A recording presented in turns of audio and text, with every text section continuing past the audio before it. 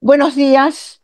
En este segundo día de nuestro seminario eh, vamos a trabajar el primero de los temas eh, teóricos, históricos del programa, que es la filosofía analítica.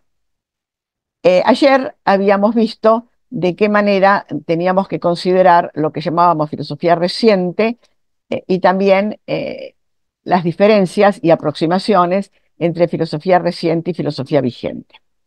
En el caso de la filosofía analítica tenemos, y precisamente por eso está puesto de alguna manera en primer lugar, un caso de filosofía reciente y vigente. Entonces, eh, sobre esta base de esa configuración que habíamos hecho para la clase anterior, para la consideración de estas cuatro líneas filosóficas, eh, me parece muy importante. También quiero señalar que en el programa se ha puesto eh, un tema que es una disciplina propiamente y con reconocimiento de autonomía, digamos, académica y temática, eh, que es la ética, que vamos a ver mañana. Una categoría que no es propiamente una, una disciplina con autonomía propia, pero que se le acerca, que es la hermenéutica. Y dos que son corrientes, filosofía analítica y feminista. La necesidad, cuando hablamos de filosofía reciente, de mirar lo reciente y lo vigente, porque lo importante de las cuatro, lo adelanto, es que son recientes y vigentes. Eh, Esto nos demuestra la necesidad de saltar un poco los parámetros tradicionales para considerar filosofías recientes y vigentes a algunas temáticas que pertenecen a una rama específica y con autonomía académica como la ética, a otras que están en un sitio más o menos intermedio, como la hermenéutica, y en las otras dos que en realidad se vinculan con cualquiera de las áreas, y no solamente filosóficas, sino incluso de otras ramas de las ciencias, como por ejemplo el derecho. Los analíticos han trabajado mucho y trabajan mucho en derecho. Yo misma tengo unos cuantos trabajos en derecho, no en filosofía, no participo en congresos, reuniones de derecho, desde el punto de vista de los analíticos. Entonces, eh, y hago un análisis de tipo filosófico analítico de algunas categorías, conceptos, cuestiones de derecho. Eh, de modo que esto es lo que muestra que el panorama filosófico de los últimos 50 o 60 años se ha diversificado mucho, como yo también dije ayer, en cierta manera se ha atomizado, y eso hace que también se hayan difuminado muchos de los conceptos historiográficos clásicos o de las categorías, por lo cual también hay ahora una línea que está preocupada por eso y que lo que intenta también es ver si es posible generar nuevas categorías historiográficas, sobre todo, porque en la medida en que estamos haciendo también más interdisciplina, cosa que antes tampoco era tan común, estamos viendo que hay procesos históricos que para ser entendidos requieren de categorías conceptuales nuevas. Eh, yo mencioné hace un momento que personalmente y junto con otros autores que hacemos historia de la escolástica moderna, de la segunda escolástica y también de la tercera, pero sobre todo la segunda, una de las cosas que estamos tratando de analizar es la categoría de historiografía, como categoría historiográfica de escolástica eh, americana. Hay una categoría historiográfica que es escolástica, segunda escolástica. Esta categoría está ya aceptada eh, por la comunidad de los que estudian el pensamiento medieval y moderno. Es una escolástica que se la llama segunda porque es la continuación de la primera escolástica de los siglos XIII y XIV. Entonces, a partir del siglo XV empieza a hablarse de segunda escolástica. También es toda la discusión cuándo comienza, cuándo no comienza, este, pero en general se acepta que quienes han tomado a los medievales del siglo XIII y XIV como objeto de estudio y han hecho los comentarios de esos autores, como por ejemplo Juan de Santo Tomás a Santo Tomás, es de segunda escolástica porque es de la segunda etapa, ¿no? Es decir, Tomás de Aquino toma como escolástico, toma a Aristóteles y comenta a Aristóteles. Juan de Santo Tomás no toma a Aristóteles, toma el comentario de Aristóteles de Tomás. Entonces, esta es una categoría, digamos, que ha tenido consenso precisamente porque justamente eh, es clara, ¿no? Este criterio es claro. Pero escolástica moderna también es una categoría que se usa, pero no está tan, digamos, aceptada porque el concepto de modernidad también es complejo. Entonces, ¿dónde empieza? ¿Cuándo empieza la modernidad? ¿Cuándo termina? ¿Cuándo es contemporáneo? Eh, es complicado. Eh, y lo que estamos intentando hacer con la categoría escolástica colonial, es decir, tomemos toda escolástica, la primera y la escolástica americana, la primera y la segunda, la tercera no, porque es del segunda parte del siglo XIX y XX, pero digamos, para la primera y para la segunda, y los autores que se consideran de segunda escolástica, de escolástica, segunda escolástica, y los autores que no se consideran escolásticos porque son medio, diríamos, mixtos, trabajan utilizando conceptos, son un poco eclécticos, ¿no? Algunos incluso reconocidamente eclécticos, trabajan con algunos principios de Descartes, por ejemplo, esto es bastante corriente en la escolástica francesa del siglo XVII. Bueno, ¿por qué le llamamos escolástica americana? Porque nos parece que el cultivo académico en América, si bien deriva de España y de Portugal, tiene características propias. Entonces, hay una cantidad de trabajos historiográficos sobre las universidades, por ejemplo, en la época colonial, que muestran esa diferencia. Y eso es lo que justifica, así como nosotros los que estudiamos escolástica decimos, que se busque que se ponga como una categoría historiográfica la escolástica, primer escolástico, segunda escolástica, sin distinción, porque esto no viene, pero que se hace acá, que se hace en América, en las universidades americanas. Y estamos ahí luchando. En fin, este, con esto les quiero decir que se necesitan nuevas categorías. Hace 50 o 60 años se sabía mucho menos de las universidades americanas coloniales que ahora.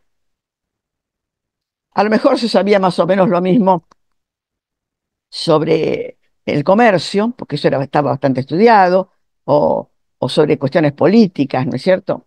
Los acuerdos políticos, etcétera, la labor de los política de los virreyes, pero no había un estudio, una captación de la importancia de las universidades, y a medida que eso se fue haciendo, nosotros acá en Argentina tenemos un grupo muy importante que ha trabajado historia de las universidades, que es el grupo de Córdoba, con María Cristina Vera y Norma Riquelme, sobre todo, bueno, que todavía viven, después otros que ya han fallecido.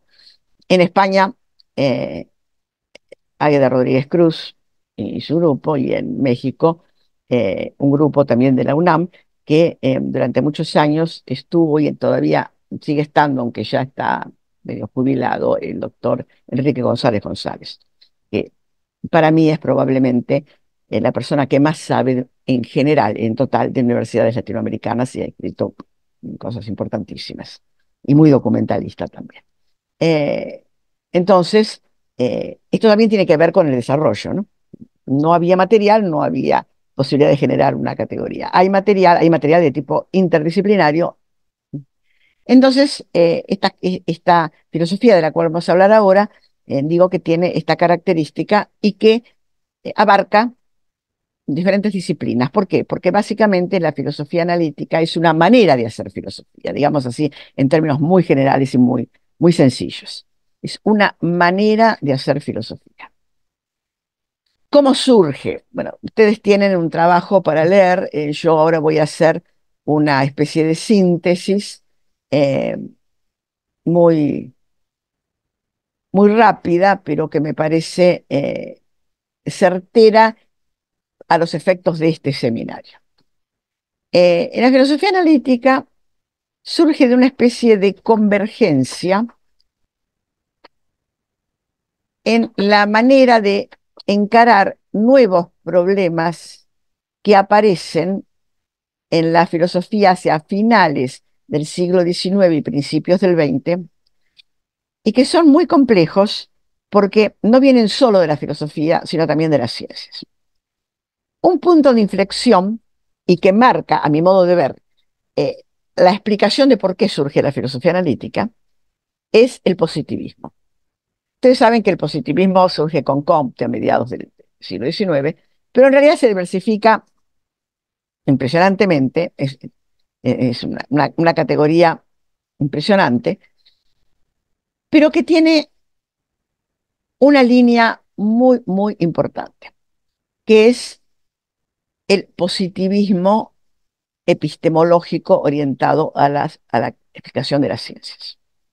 La epistemología también es una disciplina, digamos que como tal disciplina epistemología es del siglo XX, pero que antes se llamaba teoría del conocimiento, pero la teoría del conocimiento, en filosofía obviamente, se ocupaba del conocimiento en general, o sea, era una especie de ontología del conocimiento, por decirlo de alguna manera. En cambio, la epistemología, que básicamente se desarrolla en este siglo, es una, una preocupación por justificar a la ciencia. En algún sentido, en algún sentido es post-kantiana. Quiero decir, así como Kant plantea de una manera diferente a la ciencia y la filosofía entendida como metafísica, y nos dice, la ciencia es un hecho, no hay que justificarla. La metafísica hay que ver si es una disciplina. Entonces se aboca a esa temática. Esta, digamos, visión de que es necesario distinguir entre aquello que ya de hecho se hace y que se hace sin discusión, y ya el experimentalismo que Kant conoció en su época no tenía discusión, más aún, había dado reglas y los científicos seguían las reglas. Un poco como Obiter dicta, este es el tema, el punto de partida de Thomas Kuhn. ¿Estamos? Es decir, el punto de partida es lo importante cuando hay ese cambio de paradigma, es que este nuevo paradigma para la ciencia incluye las reglas, y eso lo vio Kant. ¿Está claro? Bien. Entonces, la filosofía analítica tiene como una de sus patas esta preocupación epistemológica de finales del siglo XIX y comienzos del XX por justificar la ciencia. Así como Kant tenía la preocupación de ver si era posible justificarla. Justificar la ciencia, por un lado, era una preocupación de los epistemólogos, pero que además algunos de ellos, digamos bien, por ejemplo, eran científicos. O sea, el acercamiento a la filosofía que ellos tenían no era un acercamiento a partir de ciertas ramas de la filosofía consolidadas, que podían, consolidadas y teóricamente diferentes, como podía ser la filosofía de Hegel, que se enseñaba en las universidades a mediados del siglo XIX, la filosofía, bueno, de Comte, la filosofía escolástica, sino desde la ciencia. Por lo tanto, se produce una especie de quiebre, no divergencia, sino de diferencia entre esta línea del positivismo que viene de mano de los científicos y que lo que les interesa es legitimar los métodos de la ciencia experimental, de las ciencias duras, o de las ciencias formales. Aquí nace la distinción entre ciencias fácticas y ciencias formales. ¿Por qué? Porque tienen diferente modo de legitimación, pero siempre dentro del ámbito de la ciencia. Y del otro lado vienen las filosofías que, eh, o mejor dicho, los cuestionamientos de una filosofía hacia otra, y en el comienzo del siglo XX aparece una reacción filosófica al positivismo, a este positivismo general, kantiano, filosófico, pero también al científico, en la medida en que el científico pretendía de alguna manera absorber a los otros. Esto me parece muy importante, que se observe, ¿no es cierto? Bien, eh, es entonces que un conjunto de pensadores, eh, sobre todo ingleses. eh, ¿Y por qué? Y bueno, porque la epistemología, eh, proveniente, o digamos la epistemología científica, por decirlo de alguna manera, tenía un gran arraigo en Inglaterra, pero un gran arraigo teórico, mientras que en otros países como Francia o Alemania, que tenían una ciencia muy avanzada también, como la de Inglaterra o como la de Estados Unidos, no interesaba tanto ese aspecto. Entonces, eh, de esa confluencia surge un pensamiento, digamos, crítico, nuevo, la idea de que hay que volver a pensar los problemas filosóficos, porque acá se hace un lío entre las filosofías positivistas que venían de la ciencia, las filosofías positivistas que venían de la filosofía, y las filosofías que eran antipositivistas, sin tener muy en claro si ese antipositivismo era general, incluía a las ciencias al positivismo científico y al filosófico, y lo que parecía que era general, parecía que realmente no tenía mucho que ver con la ciencia, etcétera. Y sobre todo porque algunos filósofos vieron la necesidad de establecer un programa común, en la medida de lo posible, a ciencias y a filosofía, pero sobre todo que abarcara a todas las filosofías desde el punto de vista metodológico, o sea, una legitimación. Este proyecto fue muy importante y duró casi hasta los años 40. Después, bueno, las mismas ciencias se diversificaron tanto que no funcionó. Pero todo esto generó un campo problemático que hizo ver a algunos filósofos tempranamente, ¿no? Uno de los más tempranos en este sentido, pero ya propiamente, digamos, cuasi analítico, Quine, ¿no? Por otra parte, la otra pata es la lógica. La otra pata de la filosofía analítica es la lógica. La lógica se había desarrollado a lo largo de la modernidad de una manera muy, muy limitada. Eh, el mismo Kant decía que la lógica no se había movido prácticamente. La lógica filosófica no. Pero la lógica empezó a vincularse ya tempranamente en el siglo XVII con la ciencia. Un caso claro de eso es Newton. La elaboración matemática de Newton toma mucho de la lógica. La modifica, claro, pero toma mucho de la lógica como teoría de la argumentación. En otras palabras, de lo que se trata para un científico avanzado del siglo XVII es hacer un trabajo científico que no sea solo experimentalista. Es el caso de Newton. La teoría de la gravedad él no la postula como un hecho empírico, así, constatable, ¿no? Medible. En realidad, recién a mediados del siglo XIX se pudo medir, justificar empíricamente, ¿no?, la gravedad.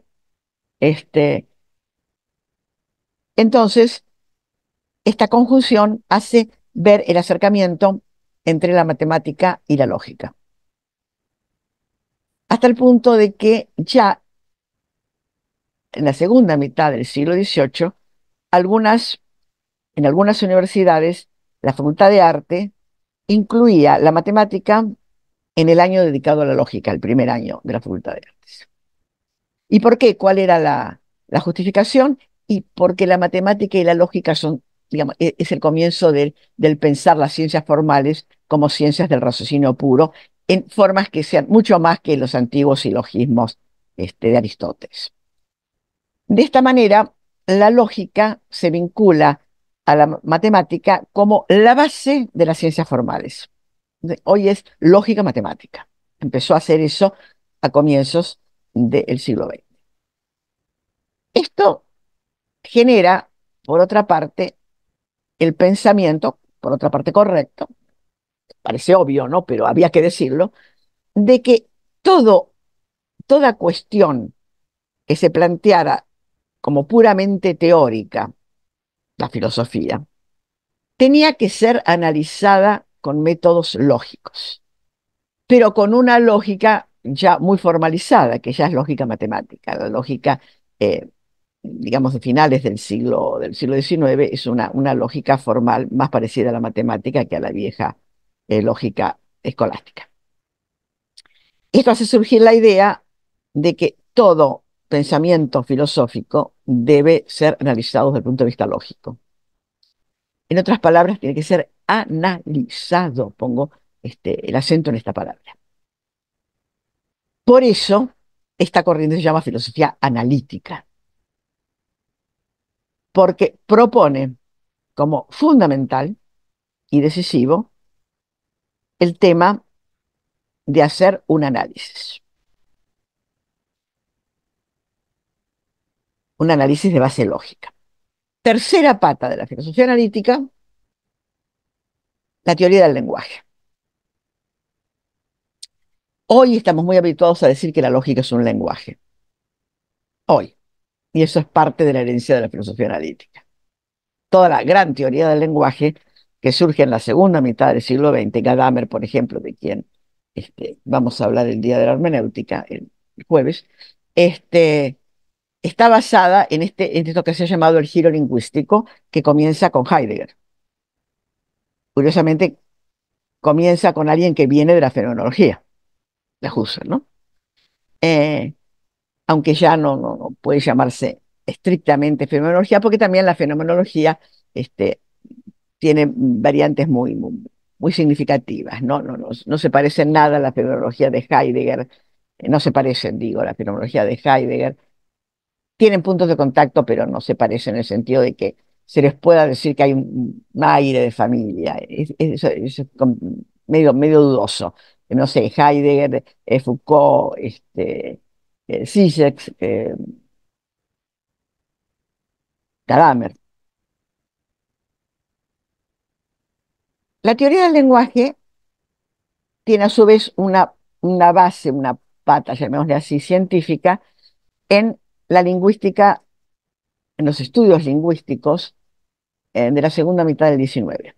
En realidad, eh, la, la- la teoría surge, eh, la teoría del lenguaje surge de una especie de confluencia entre el análisis, un análisis, vamos a decir así, gramatical, pero muy sofisticado, sobre las palabras, la base de las palabras, la base, tanto la base lingüística en letras, por ejemplo, como la base lingüística en significados. En realidad, uno de los problemas más importantes que plantea la filosofía analítica, que es el problema del significado, viene en realidad de los estudios lingüísticos y gramaticales, ¿no?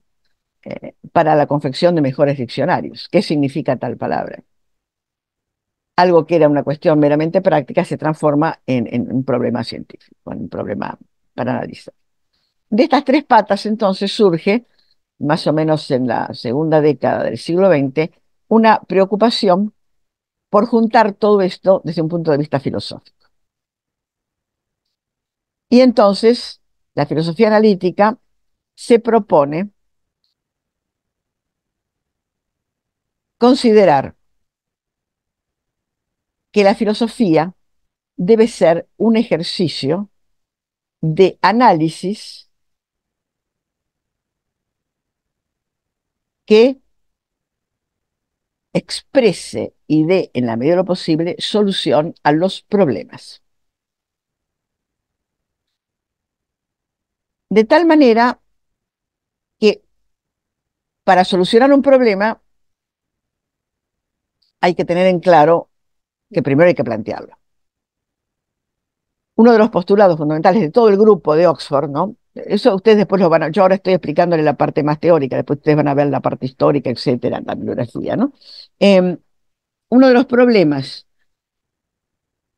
eh, que plantea, o uno de los temas, mejor dicho, que plantea la Escuela de Oxford, es que para solucionar un problema, primero hay que plantearlo.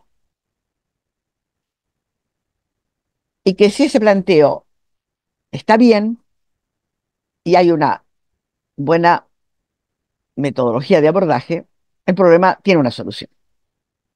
O por lo menos, diríamos, vamos encaminándonos hacia una solución. Así es el procedimiento de la ciencia, ¿no? En la ciencia es fundamental plantear bien un problema. Si yo planteo mal un problema, nunca voy a lograr una experiencia que me certifique, porque no me va a salir. El problema tiene que estar bien planteado para que sobre esa base yo empiece a buscar las soluciones, por ejemplo, una experiencia.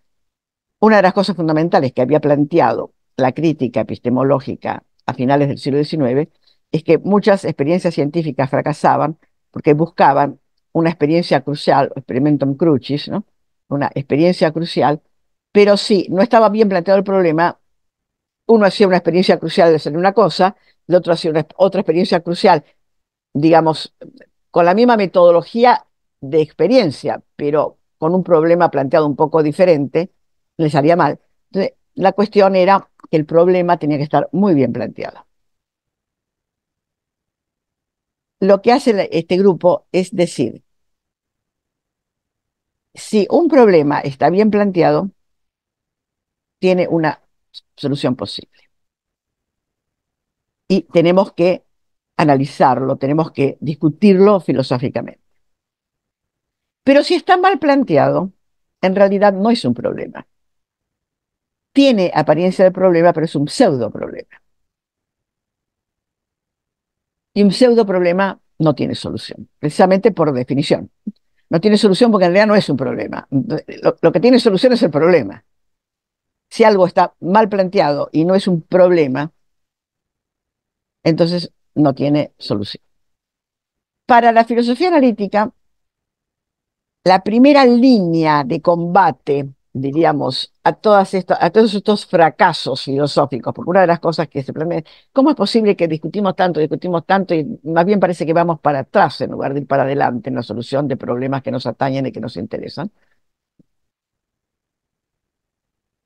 Entonces, bueno, esto es porque no hemos detectado bien que es un pseudo problema y perdemos tiempo discutiendo pseudo problemas. Una discusión sobre un pseudo problema es una pérdida de tiempo porque si es un pseudo problema no va a tener solución. Entonces se llega a la conclusión de que en la historia de la filosofía hay muchos pseudo problemas que los filósofos han discutido durante siglos. Algo con apariencia de problemas, o sea, pseudo problemas, y siguen discutiendo y no van a llegar nunca a una solución y todo eso es inútil. Entonces, la primera cuestión es detectar la diferencia entre problema y pseudo problema.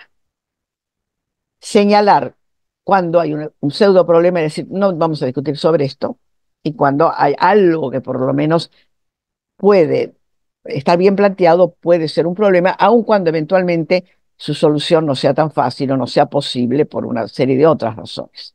Pero de entrada, si algo es un pseudo problema, no se puede avanzar.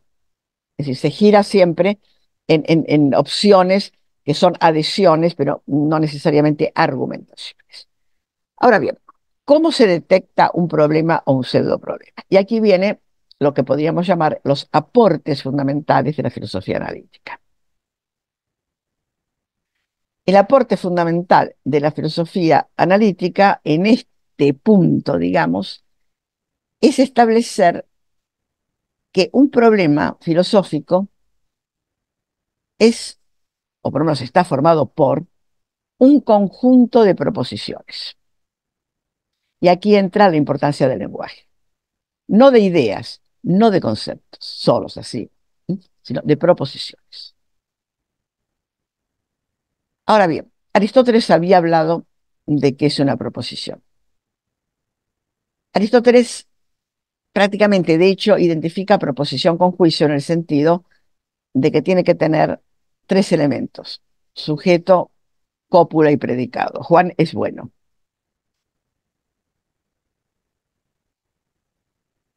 Si no tiene esos tres elementos expresos o implícitos, obviamente, eh, entonces no es una proposición porque no es un juicio. Y un juicio, también para Aristóteles, tiene la característica de que puede ser afirmativo o negativo. Para cada juicio positivo hay su correspondiente negativo que incluye, digamos, la partícula no, para todo el juicio, ¿no? Que gráficamente en la notación, diríamos, moderna, es una negación y adentro un paréntesis. Mientras que la negación que está dentro es negación de conceptos. No es lo mismo decir no, Juan es bueno, o Juan es rubio, por ejemplo, que decir Juan no es rubio, que Juan es no rubio. Parece que fuera lo mismo, pero no es lo mismo, ¿no? De modo que lo que asume la filosofía analítica es que una teoría está formada por proposiciones, pero no considera que sea necesario asumir toda la teoría proposicional de Aristóteles en el sentido de que toda, toda proposición es un juicio y todo juicio puede ser afirmativo o negativo y todo juicio puede ser verdadero o falso. Y que en una lógica binaria como la de Aristóteles, si un juicio positivo, afirmativo, es verdadero, su contrario, que es el juicio negativo, es falso. No es que ellos nieguen esto como que no fuera algo aceptable, sino que no lo elaboran de esa manera. Y aquí empieza cierto distanciamiento de la filosofía analítica con respecto a la lógica matemática. ¿Por qué? Porque el análisis lógico que va a proponer la filosofía analítica y sobre todo la escuela de Oxford, pero en general los filósofos analíticos, es un análisis proposicional que puede comenzar con este análisis lógico, pero que no es lo esencial. A lo mejor dicho, puede comenzar, no, perdón, se puede realizar. Porque antes de realizar este análisis, tenemos que considerar otra cosa, que para que yo pueda determinar exactamente eh, si ese juicio es positivo o negativo, y por lo tanto aplicar la regla de que si es verdadero, su contrario es falso, etcétera, yo no puedo prescindir, como hace la lógica, del contenido, porque estoy hablando en filosofía, si estoy hablando de conceptos con contenido. Entonces, la teoría del significado es muy importante. Para saber o tener la posibilidad de saber si la proposición Juan es rubio eh, no es, forma parte eh, correcta, porque ella es una proposición correcta, de una cuestión problemática, tengo que tener en claro qué significa Juan es rubio. Si yo no sé bien qué significa, ni siquiera puedo saber si es verdadero o falso, pero no tengo cómo saber. Entonces, en muchos casos, la teoría que es, o el problema, que es un pseudo problema, es un pseudo problema. En principio, la mayoría de los analíticos consideran que este es el punto fundamental. Es que las proposiciones de los cuales consta el problema son también pseudo proposiciones. Porque por algún lado, por alguno de sus palabras, no tienen sentido.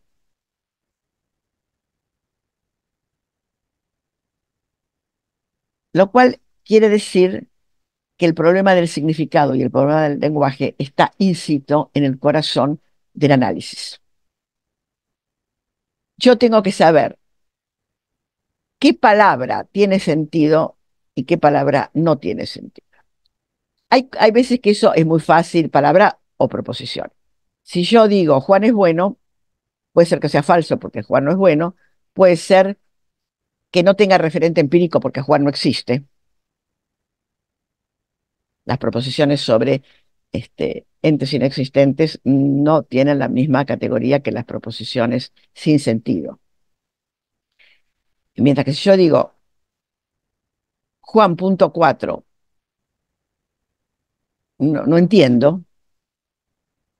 Si yo digo las sirenas son bonitas, es una proposición que de integrar un cuadro de expresión de un problema lo constituiría en un pseudo problema porque las sirenas no existen y yo sé que no existen. No es lo mismo que decir no sé si existe tal estrella a 400.000 kilómetros de tal otra porque no la detecto eh, en el telescopio. No sé si está ahí, no está, si existe, no existe. Bueno, eso es una cosa. Otra cosa es que nosotros sabemos que las sirenas no existen. O por lo menos estamos convencidos de que no existen, ¿no? De que son una creación literaria. No porque no puedan existir seres parecidos a las sirenas, sino porque las sirenas, como nosotros las entendemos, son una creación literaria. No existen más que en nuestra mente. Pero si yo digo las sirenas son bonitas, entiendo lo que quiero decir. Y también puedo decir, si un escritor asume que las sirenas son bonitas y lo afirma, como verdad, entonces va a considerar que el que dice las sirenas son feas es falso, está diciendo una falsedad. Y no porque crea que las sirenas existan, atención, sino simplemente por el juego. Si yo soy un literato, tengo que ser coherente conmigo mismo, no puedo poner en la boca del mismo personaje en una página, porque las sirenas son hermosas, y porque se lo creo, porque no se lo creo, porque lo dice teórica y poéticamente, y que en la otra diga son feas, porque eh, ahí hay un sentido. Entonces, las proposiciones se dividen, la estructura, digamos, de una proposición como conjunto de palabras, eh, se divide según que sean pseudoproposiciones, porque no tienen un sentido entendible, son un conjunto de palabras. 4 mañana 5 no es una proposición, porque no tiene sentido. Mientras que aquellas que podemos entender, son proposiciones que tienen sentido, y aquí tenemos que ver cuáles son las condiciones del sentido. La primera condición del sentido es que tengan forma gramatical, diríamos así, correctas. Las sirenas son bonitas. La segunda condición es que las palabras que los formen tengan significado. Ahora bien, en las sirenas son bonitas, las palabras tienen significado. Uno va al diccionario, así como primera instancia, y encuentra todas las palabras. Pero acá los analíticos dan una vuelta de tuerca. Estamos hablando de filosofía. Entonces, no basta con que las palabras tengan un sentido en la lengua corriente que figura en el diccionario, sino que las palabras tienen que ser conceptos filosóficos. Entonces, ¿cómo yo sé cuando una palabra filosófica tiene sentido filosófico? Porque por sí misma no lo puede tener. Y aquí es donde el primer grupo de filósofos analíticos se acopla al positivismo. Las palabras tienen sentido cuando tienen un significado claro, y ese significado claro, en primer lugar, es empírico, una referencia empírica. Yo, esto, anteojo, es una palabra que como sirenas tiene significado, pero para que tenga sentido filosófico, vamos a suponer que voy a hacer una disquisición filosófica sobre el mirar a través de anteojos, esto tiene que tener un referente. Las sirenas no tienen referente, porque no existen. El anteojo sí. Ahora bien, ¿cómo sabemos que una palabra tiene referente y otra no tiene referente? En el caso de las sirenas es muy fácil, porque como digo, sabemos que es una creación literaria. En otros casos no lo sabemos tan claro. Hay muchos conceptos que se usan y no lo tenemos muy claro. Democracia, qué sé yo. Bueno, la primera cosa es el referente empírico. Si yo lo tengo y lo veo Este referente empírico es indubitable, nadie duda de que esto es un anteojo, o que existe por lo menos. Podrán decir, no, no es un anteojo, es una lupa, no, muy bien, pero está claro. Entonces, en la primera filosofía analítica, el referente que da sentido es el referente empírico. Y sobre esta base empieza a construirse toda la metodología de análisis filosófico, de lo cual resulta precisamente que muchos de los conceptos filosóficos que usamos en todas las disciplinas filosóficas y fundamentalmente en la metafísica, causa, material, forma, etcétera, precisamente no tienen referente empírico. Tienen significado, pero no tienen referente empírico. Entonces es como un significado débil, un significado gramatical, pero no un significado que sirva para elaborar una teoría filosófica que sea la respuesta a un problema filosófico, porque cualquier problema filosófico que se elabore sobre esta base va a ser un pseudo problema. ¿Todo esto está claro? Bien. Yo no sé, tengo anotado a 5, pero no veo a los demás. Sebastián está conectado, Gladys está conectada. Ah, Sí, bueno, acá sí, estamos. sí, sí, sí, sí. Porque como no los veo, Sebastián. Ah, sí, bueno, bien. ¿Hasta aquí vamos bien o hay alguna pregunta que quieren hacer? ¿Va bien? ¿Se está entendiendo? Bien. Esta primera filosofía analítica se desarrolla sobre todo en Inglaterra y en Estados Unidos, al principio de mano de lógicos. Y después ya, todo esto ustedes lo van a ver, así que yo no voy a abundar porque tengo también poco tiempo, porque como hemos perdido tanto tiempo, apenas me quedan 20, 25 minutos para el resto. Se desarrolla y se sigue desarrollando en muchas variantes que, como dice Rabosi aquí en Argentina, nos dan un aire de familia. No es que todos digan lo mismo, sino que todos tienen más o menos. Ah, está bien, dice Ferreira que apagó la cámara porque está en el celular y tiene poca batería. Está bien, perfecto, no hay problema. Bien, vamos a ver ahora su recepción en América Latina y particularmente en Argentina. ¿Por qué digo Argentina? Porque es probablemente el país en el que la filosofía analítica ha tenido el primer desarrollo y el más importante.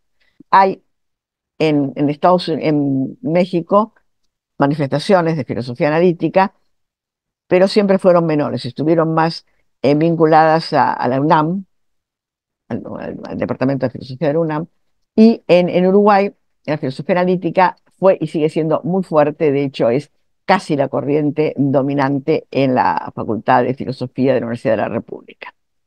Pero en Argentina tuvo la particularidad, ya no es, en su momento fue, ya por los años 80 fue como una especie de corriente dominante en la UBA, es la principal eh, universidad de la Argentina, ya no es el principal referente, pero a diferencia de otros países se desarrolló en toda la Argentina y hubo y hay filósofos analíticos en todas las disciplinas de la filosofía. Y siempre aparece algún filósofo analítico en cualquier facultad de filosofía, pública o privada del país. Entonces, de alguna manera, yo creo que eso justifica de que hablemos un poco más. De cualquier manera, en la bibliografía, hay algunos trabajos que hablan también de otros países.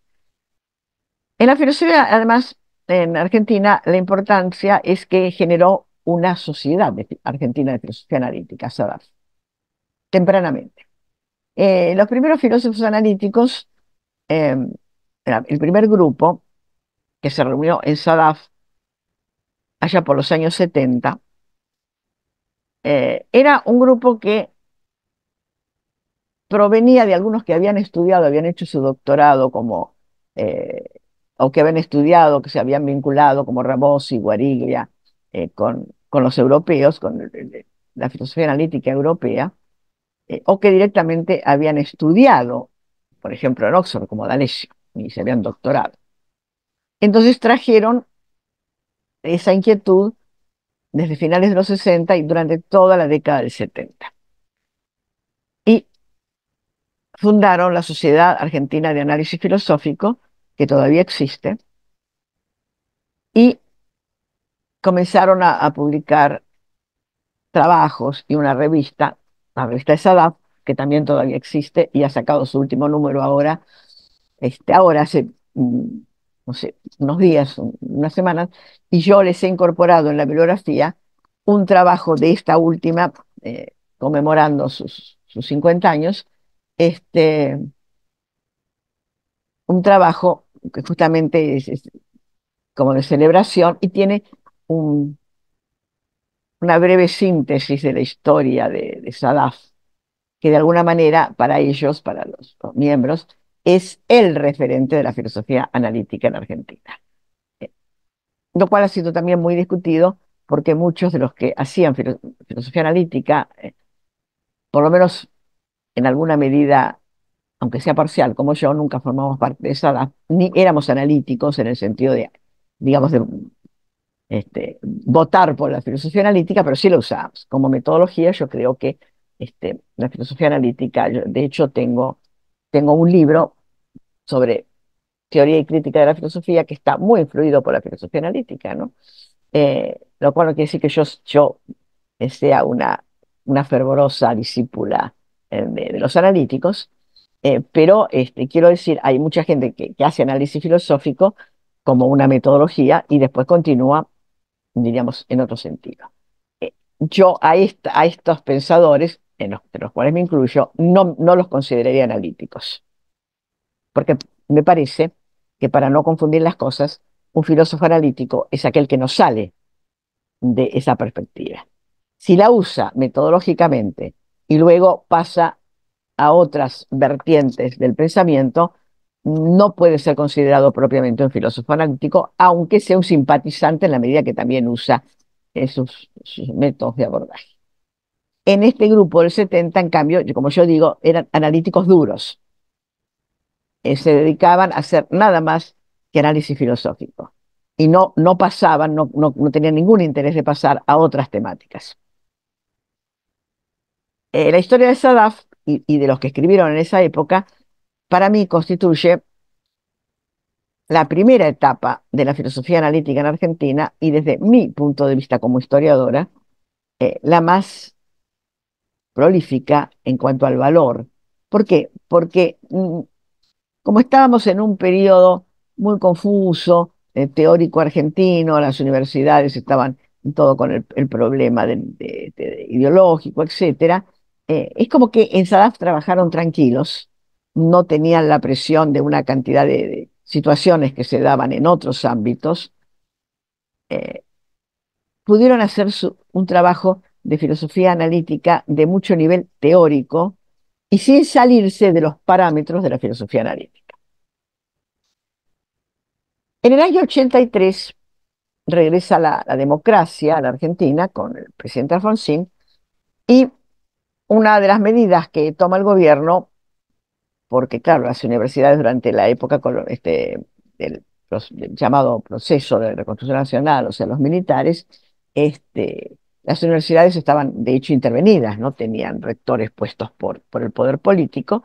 Entonces, la primera medida que toma Alfonsín es precisamente intervenir las universidades nacionales, eh, para volver a reestructurar de acuerdo a la ley universitaria, no con un rector nombrado por el poder político, sino elegido por la comunidad. Pero para llevar adelante ese proceso que dura su tiempo, ¿no?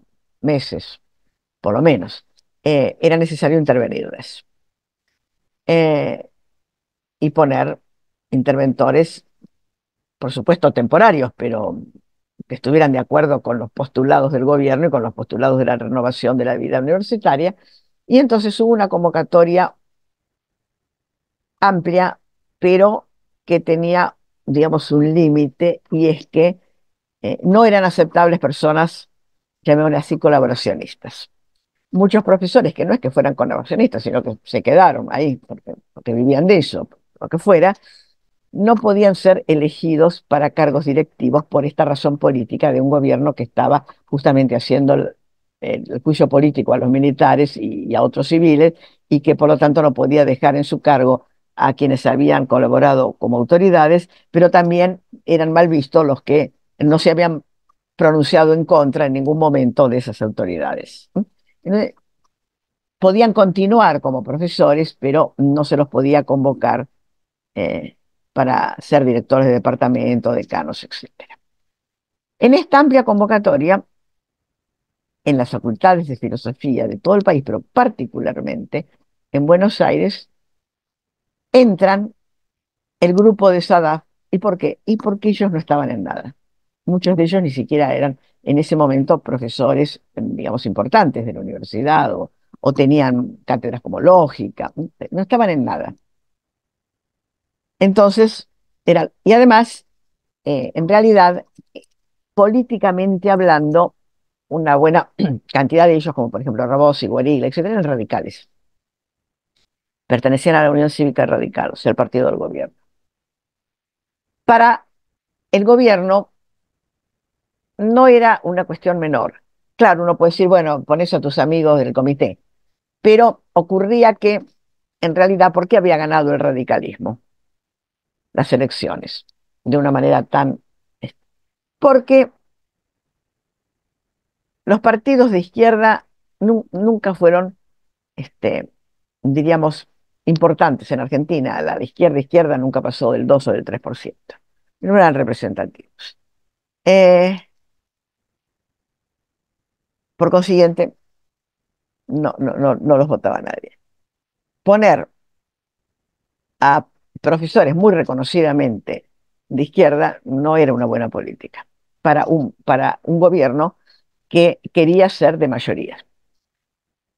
El partido peronista, no justicialista, uno de los problemas que tenía, que probablemente fue causa de que perdiera las elecciones, es que pensaba dar eh, una especie de indulto a los militares.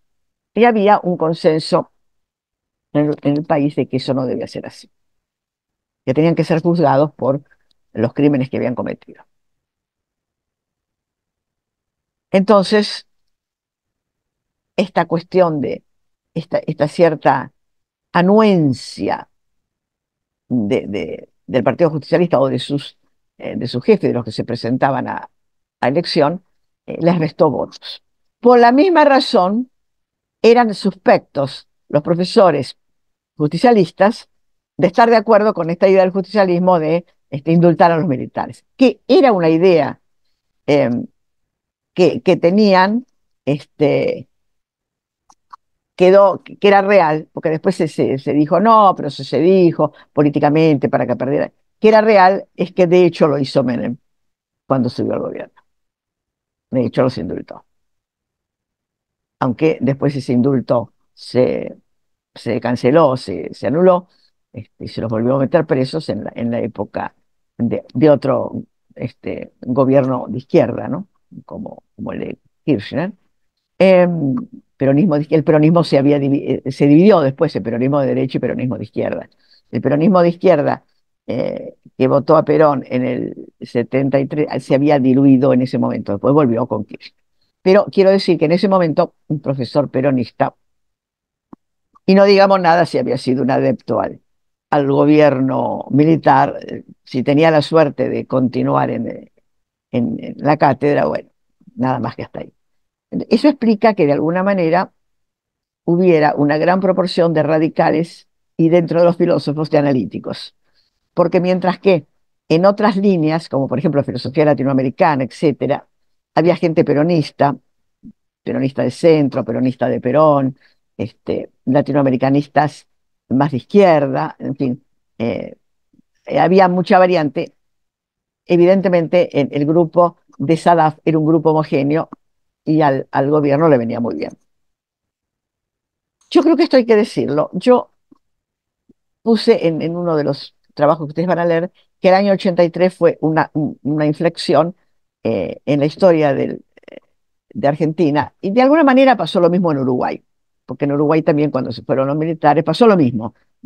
Los analíticos no eran ni de izquierda ni de derecha, que siempre eran problemas, estaban en el centro, entonces bueno, terminaron entrando en una gran cantidad en cargos directivos, por lo cual aumentaron en cada una de las, cuando se llamaba concurso, bueno, muchos ni siquiera se presentaban porque estaban sindicados de ser adeptos al gobierno este, militar o de ser adeptos a una izquierda muy, que también tenía mal recuerdo porque había mucha guerrilla, ¿no? De hecho, murió gente.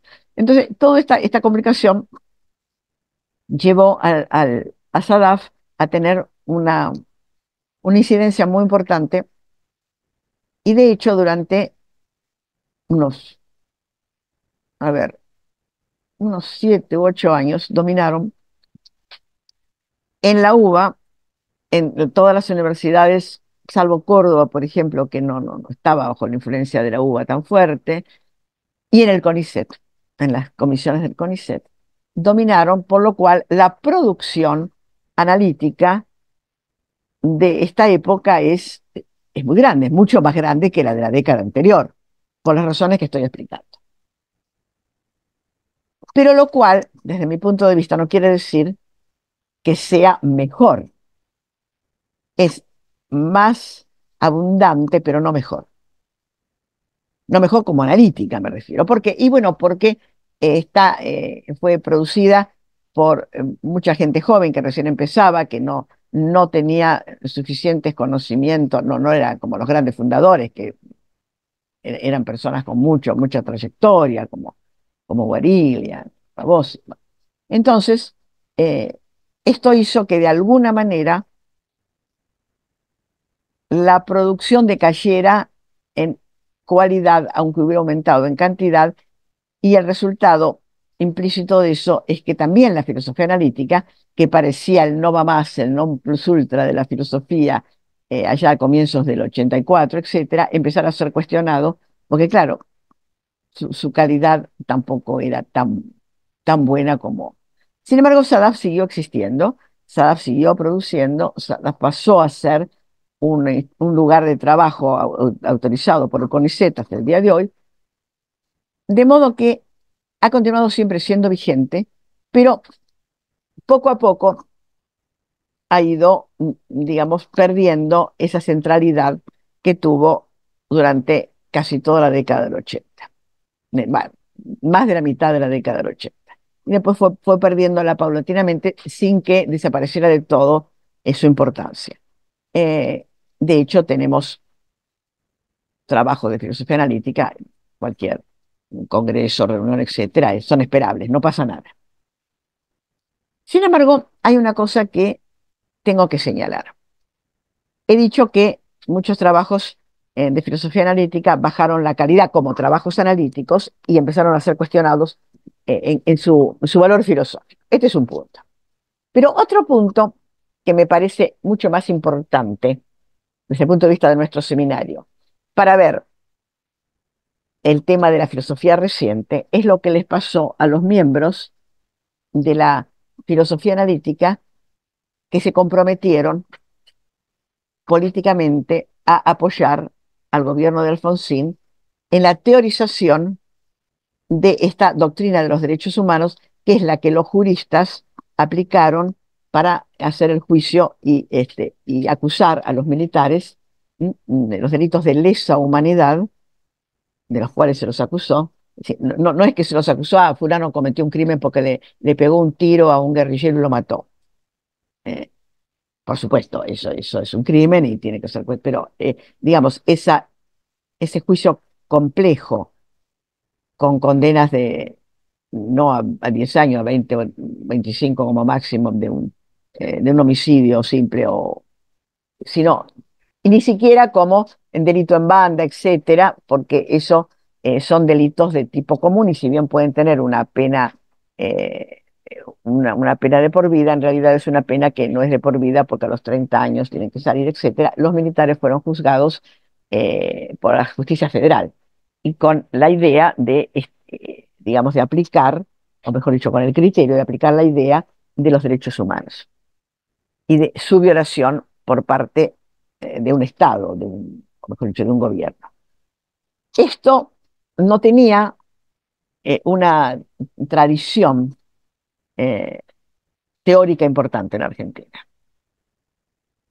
Y desde luego, cuando la vía estaba en el terreno de la ética, por un lado, más que de la teoría política, de la filosofía política, que más bien hablaba de derechos concretos, ¿no? Del derecho a la vida, etcétera, pero no esta configuración de un complejo de derechos que se llama derechos humanos y que incluye de una manera indistinta el derecho a la vida, el derecho a la libertad, el derecho a la autonomía, el derecho a la dignidad. eh, Eso no había una teoría así, ¿no? Es decir, los derechos que se consideraban conculcados gravemente son los mayores, ¿no? Es decir, sobre todo el derecho a la vida y a la libertad y a la propiedad. Eran los tres tradicionales. Y más allá de eso, no había una teoría consolidada de los derechos humanos.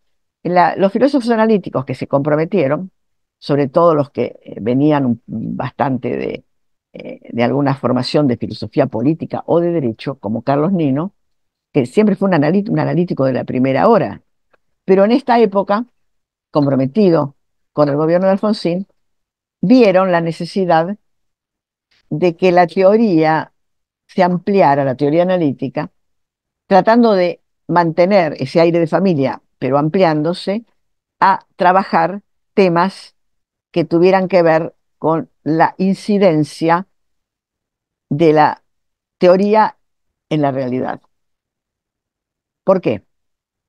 Porque en el juicio a las juntas estaban los fiscales, y para los fiscales, y eso me lo reconocía un fiscal que también era analítico, un compañero mío en la Facultad de Derecho, éramos compañeros de la misma cátedra. Él fue fiscal, uno de los fiscales generales que hizo que se hicieron contra los militares. Una de las cosas que él comentaba era justamente la dificultad de transcribir una fundamentación filosófica a los escritos jurídicos que ellos presentan, una hermenéutica filosófica. Por eso es que querían recurrir a la filosofía que conocían, que era la filosofía analítica, y él personalmente, que era un analítico duro, un analítico, diríamos, de análisis tradicional, no lo veía.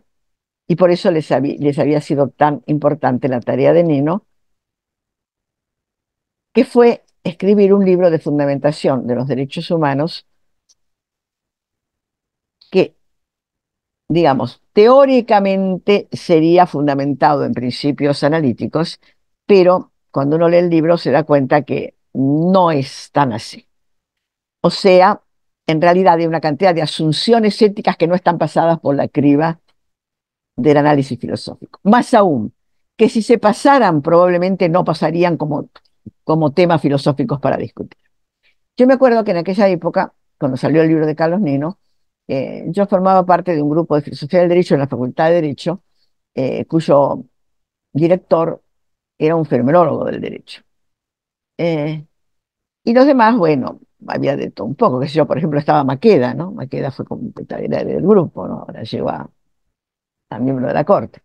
Y otros más. Era un grupo muy distinguido eh, de, este, de juristas. Eh, el director, también una persona muy reconocida, pero siempre fue profesor, nunca fue miembro del Partido Judicial, José Vilanova. eh, Era un fenomenólogo que él no era un realista eh, en el sentido del sociologismo eh, filosófico jurídico, ni tampoco era un naturalista, era un fenomenólogo. Digo, era porque hace años que falleció. Eh, Él trajo enseguida el libro, él no era un analítico, y una de las cosas que él decía, empezaba, pero ¿cómo es posible que Carlos escriba esto? Si él es un analítico, esto no tiene nada que ver con el análisis filosófico, bueno, qué sé yo. Y empezamos a discutir.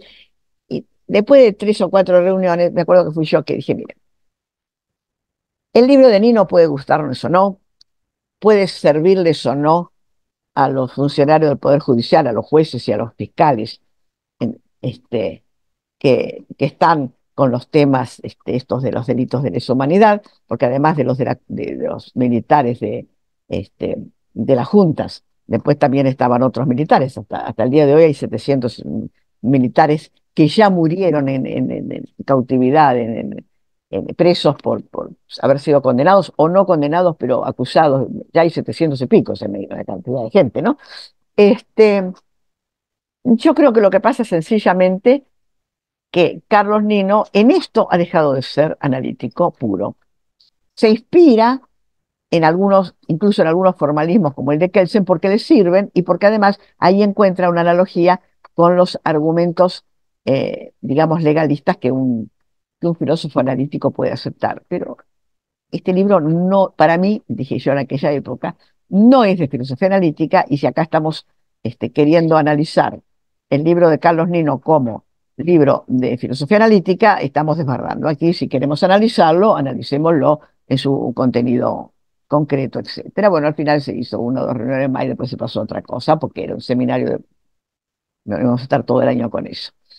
Hoy me ratifico en esto que dije así muy elementalmente hace 30 años, pero también le añado algo.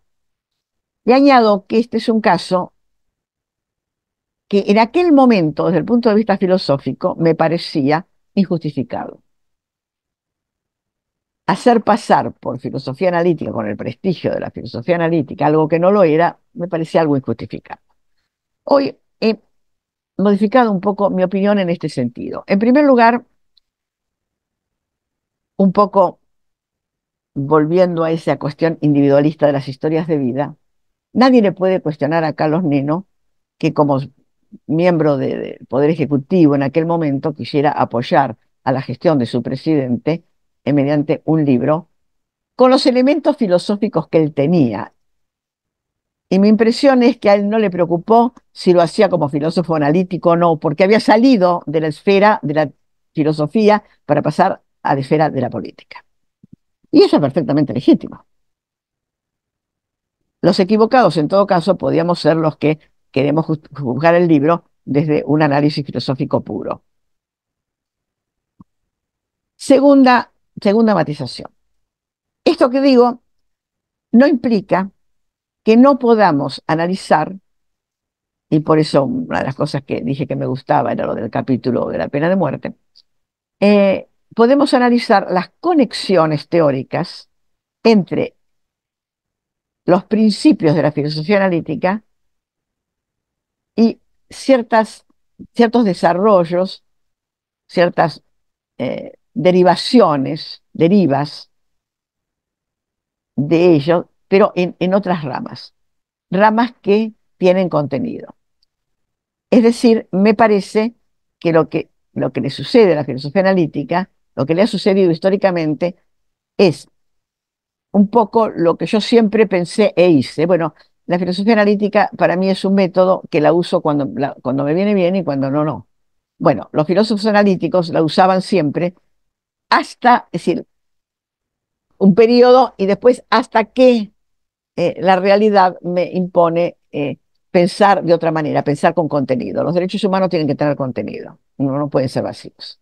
Si no, da lo mismo, si no, ¿para qué estamos jugando a los militares? Decir, bueno, mi derecho humano es estar libre y no me caracteriza bien porque yo estoy mal, porque su filosofía no le permite, entonces, ¿qué me está juzgando? Entonces, hay momentos en que toda filosofía de ese tipo, filosofía que es puramente análisis, es como la matemática, ¿no?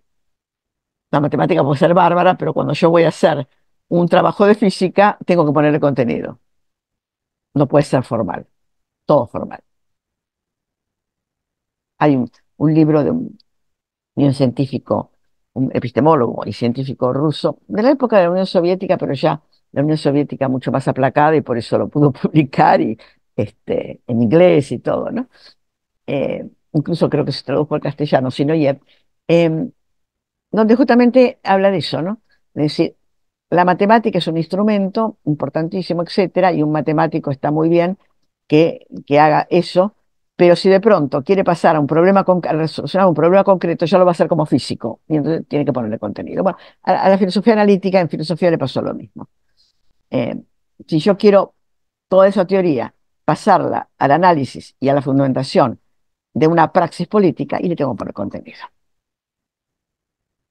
Y acá viene mi tercera observación y con esto termino.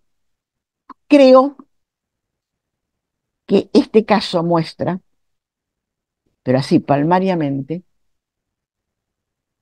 que la conexión entre la filosofía y las áreas de la práctica, en este caso política, pero cualquier otra práctica, social, cultural, artística, científica, es un hecho. Porque la realidad, digamos, la realidad que es mixta, que es misturada, supera, en los casos más interesantes e importantes, el purismo de la teoría. Esto es lo que le pasa a la filosofía reciente.